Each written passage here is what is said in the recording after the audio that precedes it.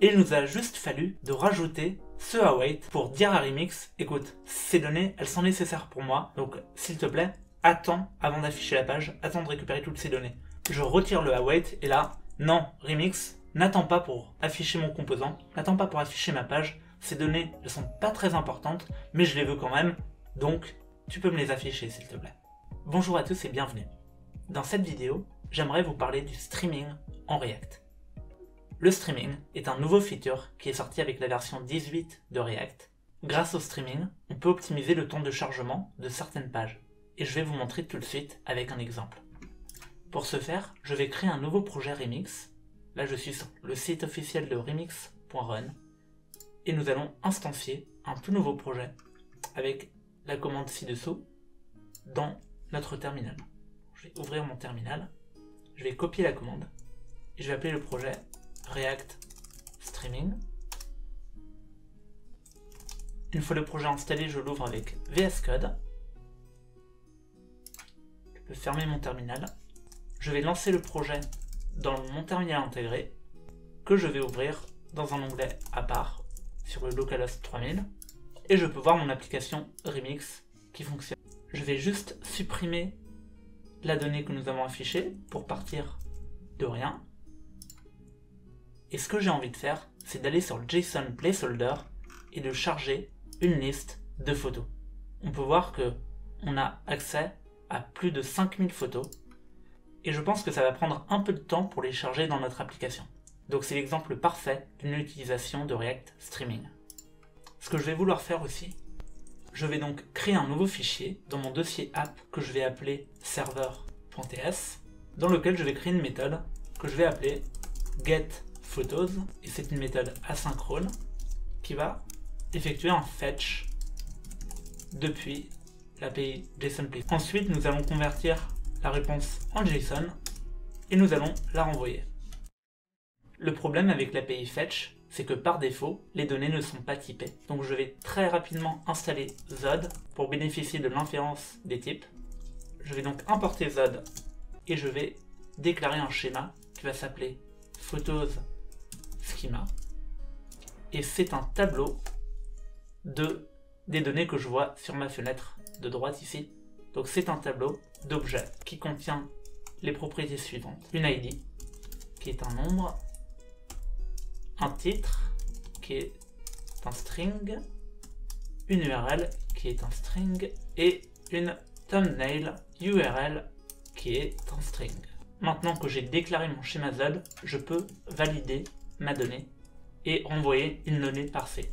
Type data est égal à photoschema.parse data. À ce niveau-là, on peut voir que les types sont bien inférés. Je vais donc renvoyer mon objet type data. Je retourne maintenant dans mon composant et je vais charger ma donnée avec la méthode loader, qui est une méthode asynchrone et qui envoie une réponse JSON avec la méthode utilitaire JSON depuis Remix. Et à ce niveau-là, je veux récupérer mes photos.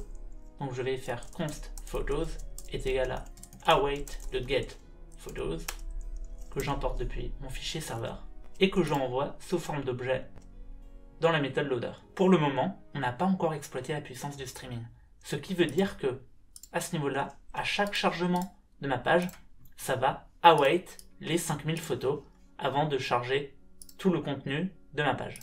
Mais ce n'est pas ce que je veux. Alors, on va commencer à peupler notre page avec un titre, mon album photo, une petite description, découvrez les dernières photos que j'ai prises, un HR, et ensuite on va boucler sur nos photos et on va les styliser avec flex.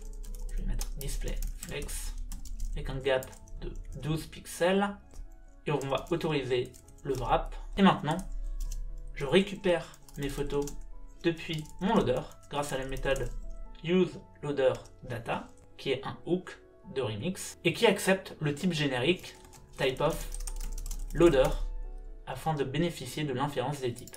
À ce niveau-là, je peux boucler sur mes photos et ça sera donc un div.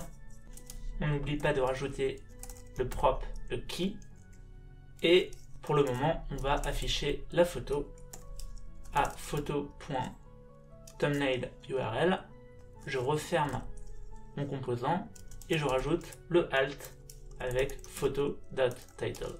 Et là on peut voir que les 5000 photos sont en train d'être affichées. Toutes nos photos sont chargées.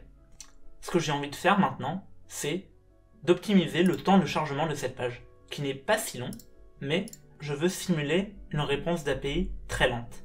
Et pour ce faire, je vais rajouter un petit délai artificiel en awaitant une promise qui possède un premier argument de resolve et dans lequel nous allons effectuer la méthode setTimeout de resolve et nous allons rajouter un délai artificiel de 3 secondes.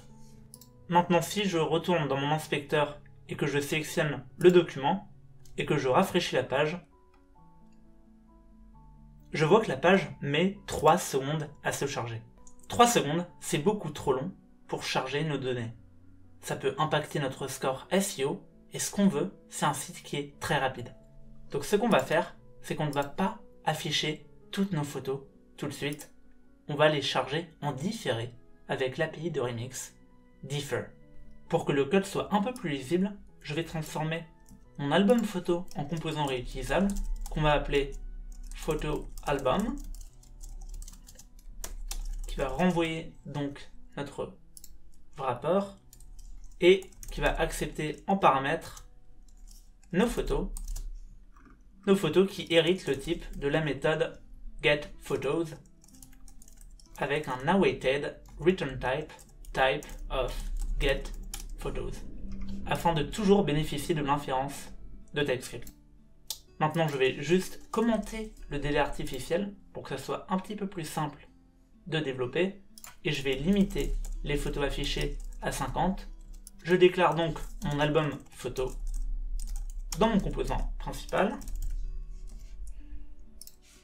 J'ai maintenant mon album photo sous forme de composant et je vais l'englober dans un composant parent qui s'appelle Suspense. Et Suspense, je l'importe depuis React.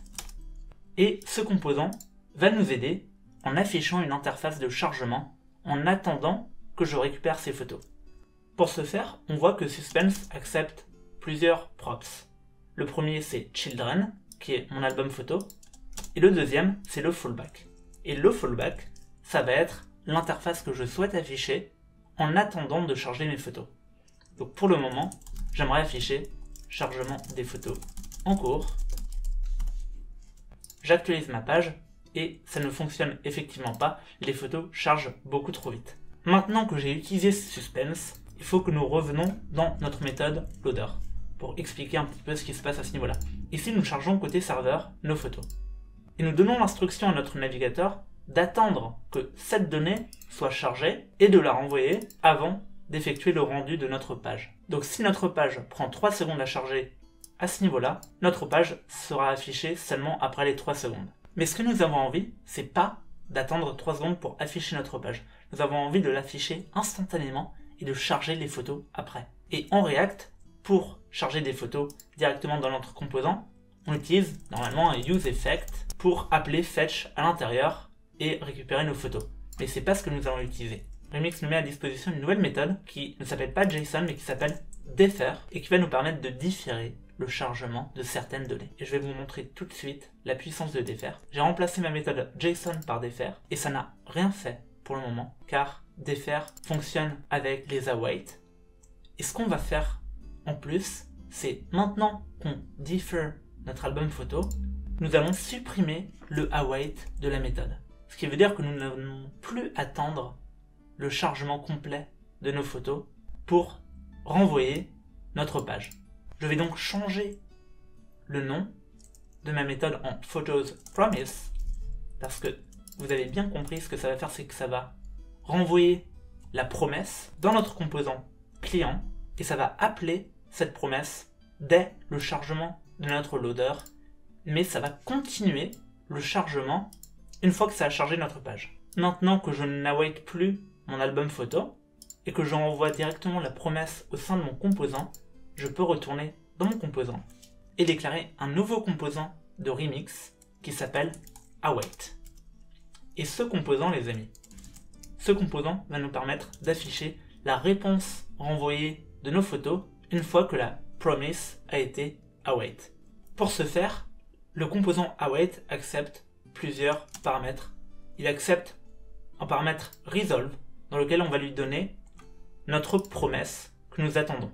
Ça va être un moyen pour nous de lui dire quand nous avons enfin le résultat de nos photos, tu les renvoies ici.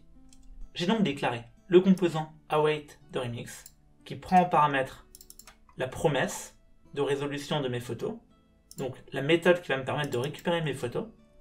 Et une fois que cette méthode a été terminée, je peux afficher mes photos. J'ouvre les crochets, j'ouvre les parenthèses et je récupère ma donnée sous forme de photo. Et je peux rendre mon composant à ce niveau-là. Cette syntaxe est un petit peu particulière, ça s'appelle la composition. Et ça permet de récupérer des valeurs qui sont partagées au sein de tous les enfants du composant await. On va juste terminer en rajoutant l'élément d'erreur, au cas où une erreur soit survenue. Oups, une erreur est survenue. Maintenant, j'ai envie de vérifier que ça fonctionne bien et je vais rajouter le délai artificiel à nouveau. Je vais sauvegarder et on peut voir sur l'écran de droite que j'ai mon chargement. La page s'est chargée très rapidement et après avoir reçu les photos, elle s'est chargée à nouveau avec les photos. Mais si on regarde bien la barre bleue dans notre navigateur, à ce niveau-là, on peut voir que la page s'est chargée avec le SEO tout de suite et que c'est seulement après avoir récupéré les photos qu'elle a effectué un rendu à nouveau. Maintenant, ce que nous avons, c'est une application qui charge instantanément, donc pour le SEO, c'est parfait, et il y a un chargement différé des ressources non essentielles que nous définissons auprès de Remix. À ce niveau-là, je charge mes photos sous forme de promesses à charger, donc les promesses commencent à être chargées à ce niveau-là, la méthode est déclarée dès le chargement de la page. Ce qui est bien avec cette méthode, c'est qu'on peut choisir ce qu'on veut différer comme chargement et choisir ce qu'on ne veut pas différer.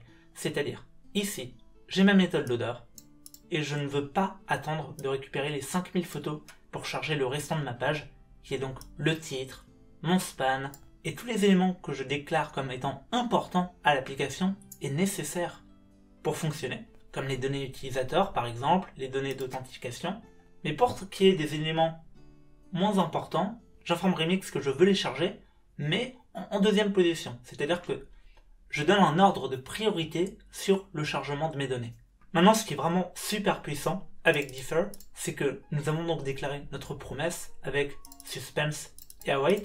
Il suffit que nous rajoutons de nouveau notre await à la méthode et le rendu reste inchangé.